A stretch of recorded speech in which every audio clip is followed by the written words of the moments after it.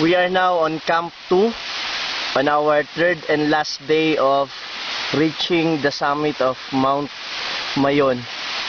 We are praying that the Lord will grant our prayer to reach the summit and even the crater. By the way, in front of me is the Malilipot Gully. Away from this, from Camp 1, we can see this as a waterfalls,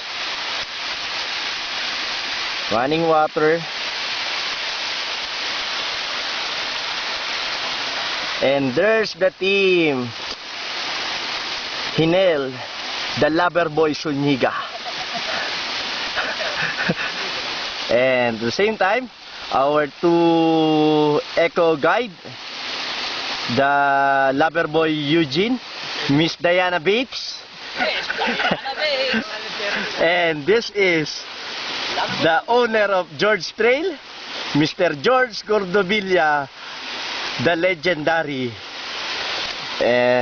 Minutes from now, hours from now, to be exact, 5 hours from now, we will reach that crater. In front of us, covered with fog and at the same time with clouds, is the crater.